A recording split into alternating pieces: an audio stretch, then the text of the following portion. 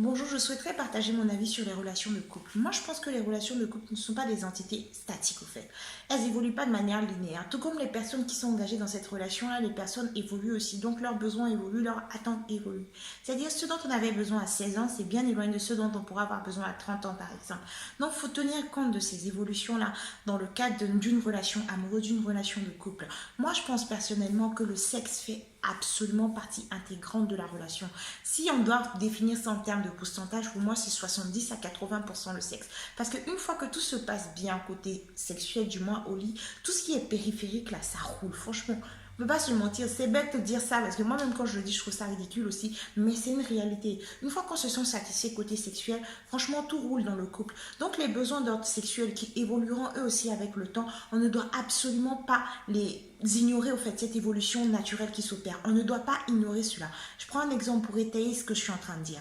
Par exemple, un homme rencontre une femme qui est douce, réservée, il tombe amoureux de sa personnalité. Au côté sexuel, ça se passe de manière romantique, tout ça. C'est très bien. Il décide de s'engager dans le mariage, par exemple. Et la relation évolue, les deux sont satisfaits, ils y trouvent leur compte. Mais avec le temps, aussi bien la femme que l'homme nourrissent des fantasmes. C'est-à-dire la femme, avec tous les fantasmes qu'elle aura, qu'est-ce qu'elle va avoir? Elle va réagir de cette manière-là. Elle aura tendance à refouler, se dire c'est pas grave, même si je suis insatisfaite, ça se passe bien les autres côtés. Donc on ne tient pas compte de ses besoins qui ont changé et puis on reste comme ça. Surtout on ne veut pas changer l'image qu'on a dans la tête de l'homme, du moins l'image qu'on pense que l'homme a de nous. Donc on ne veut pas du tout parler de ça. Du coup on laisse ça d'un côté. Les hommes, qu'est-ce qu'ils auront tendance à faire? Ils auront tendance à sortir pour aller chercher ce qui leur manque dehors. Donc commencer les infidélités, les tromperies. Je ne suis pas du tout en train de justifier ça parce que moi je trouve ça absolument condamnable. Et qu'est-ce qui va se passer? Les deux vont être frustrés. Donc ils vont se retrouver dans une relation où il y a beaucoup de frustration et puis il y a beaucoup de non-dits.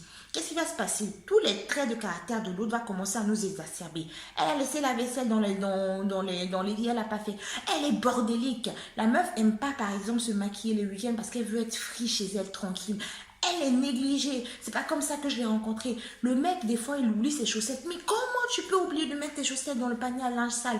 Et puis, le mec aussi, pareil, ça devient n'importe quoi. Ça prend des proportions pas possibles. Pour des broutilles, on commence à remettre notre relation en question. Tout ça parce qu'on est frustré sexuellement. Et cette frustration, vu qu'elle n'est pas satisfaite, ça génère des problèmes périphériques monumentaux.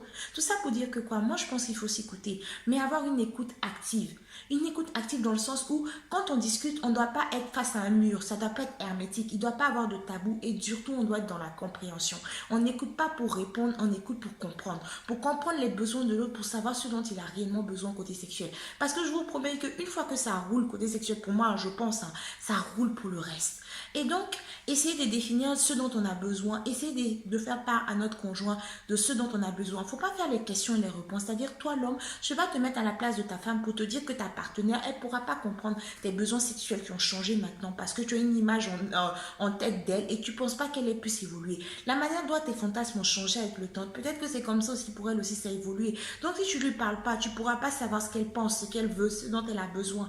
Donc, il faut s'asseoir, discuter, trouver un compromis, voir les négociations, mais ne pas voir tout ce qui est penchant sexuel de l'autre comme de la déviance, pas du tout. Ne pas être hermétique, ne pas être dans le jugement, avoir une large ouverture d'esprit et essayer de comprendre ce qu'on essaie de faire comprendre côté sexuel. Moi, c'est ce que je pense concernant les relations.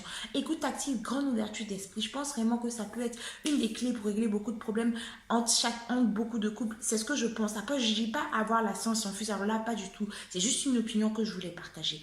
Et voilà, c'est ce que j'avais à dire.